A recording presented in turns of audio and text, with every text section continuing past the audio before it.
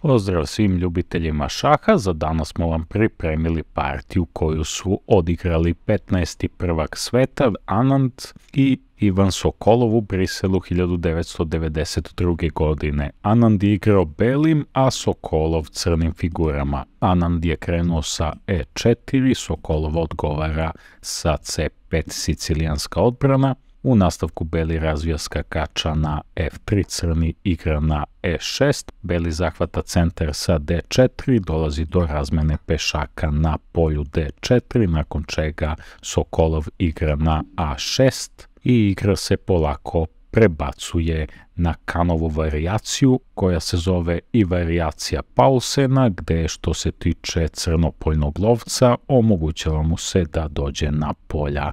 B4, C5 ili eventualno na D6, ali nakon razvoja skakača belog na C3 i potencijalnog pritiska na polje B5, crni se ipak odlučuje da odigra D6 i prebacuje se na ševeningensku varijaciju, gde ćemo imati situaciju da će crnopoljni lovac najverovatnije doći na E7 i imat ćemo pešake na malom centru na D6 i na E6, jer nakon sljedećeg poteza A4 potpuno propada da igra na B5, a zatim na B4 da proba da osvoji prostor, a zatim da fijanketira belopoljnog lovca. Sokolov zatim razvija skakača na F6, a Anand razvija lovca na E2 sa ciljem da izvrši malu rokadu. Crni ide B skakačem na D7, Anand vrši malu rokadu, a Sokolov vuče čudan potez, ide skakačem na C5 sa ciljem da napadne pešaka na E4, međutim tu može da dođe do problema u narednim potezima kada crni bude igrao na B4. Jedna od zanimljivih varijanti ovde umjesto tog skakača za crnog je bila da se odigra na B6 i da se prebaci na jež strukturu, ali vratimo se na partiju. Dakle, nakon što je skakačem napao na E4, Anand štiti pešaka svojim belopoljnim lovcem na F3, usmerava svog belopojnog lovca da gleda na damino krilo i u nastavku se može očekivati potezom na E5 da oslobodi dijagonalu za svog belopojnog lovca. Sokolov razvija sada svog crnopojnog lovca na E7, sprema se da i on izvrši malu rokadu, a beli igra na G3 sa ciljem da sačuva belopojnog lovca na istoj dijagonali i da mu da prostora za disanje i eventualno povlačenje na G2. Sokolov vrši malu rokadu, a Anand ide belopojnim lovcem na G2 sa namerom da oslobodi F liniju i da gura pešaka na F4. Ovaj manevar belopojnim lovcem je utrošio dosta vremena Anandu, ali ideja je u tome da je sada njegov pešak na E4 savršeno zaštićen od napada skakača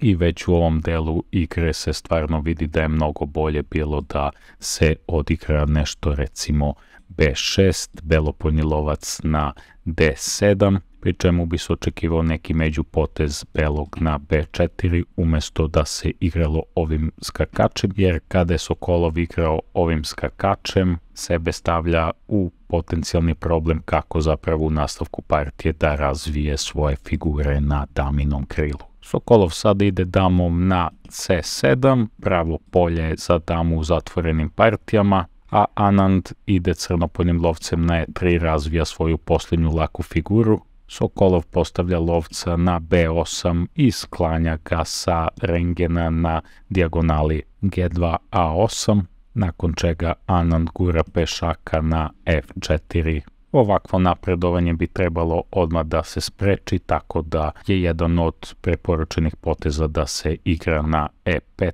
da se napadne skakač. Tim E5 potezom bi se oslabilo ovo polje gde bi skakač mogao da se skloni, ali bi došlo do razmene figura gde u nastavku partije crni ne bi mogao belom da zapreti ni na koji način, plus bi beli ostao sa lovačkim parom. Međutim, u ovoj partiji nije tako bilo odigrano, nego se crni odlučio da dođe topom na E8, čime je praktično oslabio polje na f7, što će u nastavku partije Anand iskoristiti. Virtuozni Anand ovde vuče jak potez, ide na e5, napada skakača, postoji mogućnost da se Sokolov odbrani od ovog napada tako što bi sklonio skakača na d7, Anand bi odigrao ed i onda sada Sokolov ima dve mogućnosti, može ili damom ili lovcem da uzme ovog pešaka. Ukoliko bi damom uzeo ovog pešaka, sledio bi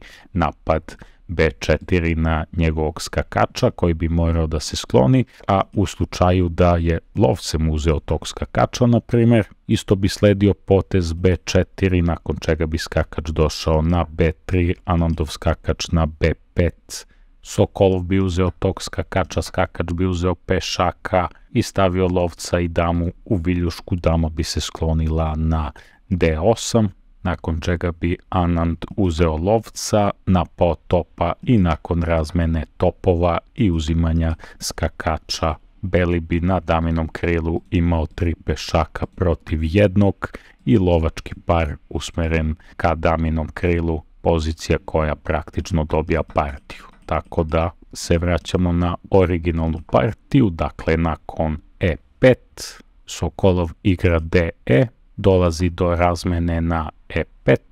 i u nastavku partije, iako može da uzme ovog pešaka damom, ne bi smeo to da uradi jer može da upadne u zamku u kojoj će izgubiti topa, tako da mu je najbolje u ovom delu partije da povuče ovog skakača od napada na d7, ali u nastavku partije Anand vrši strahovit udar, ide topom na f7, a Sokolov se odlučuje da uzme tog topa, nakon čega Anand dolazi damom na h5, daje šah i kralj jednostavno mora da se skloni na f8 kako bi zaštitio svog topa, a Anand nastavlja topom na f1, daje šah, od tog šaha se Sokolov brani dolaskom skakača na f6, koga Anand uzima svojim pešakom. Ovde postoji mogućnost da Anandov pešak bude uzet g pešakom, ali to crni sebi ne bi smeo da dozvoli jer sebe uvodi u forsirani mat u 3 poteza. Prvo bi došao lovac na h6, dao šah, kralj bi se sklonio na g8, dama bi uzela topa na e8, dala šah. Jedina zaštita crnom je lovcem na f8, ali nakon što Anand uzme tog lovca sledi mat. Tako da u ovoj partiji on tog pešaka je prinuđen da uzme lovcem, nakon čega sledi još jedna fantastična žrtva. Ananda dolazi skakačem na b5, napada damu, Sokolov prihvata tu žrtvu, skakač uzima pešaka na b5, opet se napada dama, a ujedno je napadnuti skakač na c5, dama se sklanja na d7. Anand uzima damom pešaka na h7. Ovde Anand ima mogućnost da uzme ovog skakača na c5 ili da topom uzme crnopoljnog lovca, nakon čega bi taj top bio uzet pešakom, što bi stvorilo prostora crnopoljnom lovcu da dođe na h6.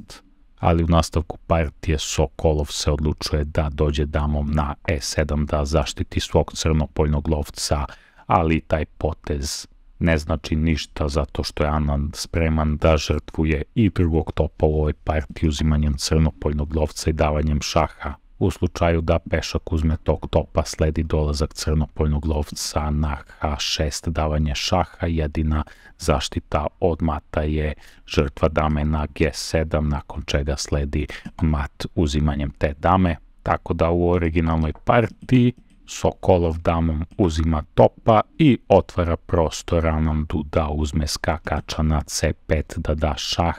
Od šaha se brani dolaskom topa na e7. Anand igra damom na h8, daje šah, nakon čega se kralj sklanja na f7, a Anand uvodi skakača u napad na d6, daje šah i ovo je posljednji potez u ovoj partiji, nakon čega je Sokolov odlučio da se preda. Sokolov nakon ovog šaha jedinu mogućnost gde ima da ode kraljem je na g6, A6, nakon čega bi Anand dao novi šah belopoljnim lovcem na E4 i tu bi crni imao dve mogućnosti. Prva je da damom se zaštiti od tog šaha, nakon čega gubi damu, a druga varijanta je da se skloni kraljem na G5, nakon čega u sledećem potezu dolaskom dame na H4 sledi mat. To je sve što smo vam pripremili u ovom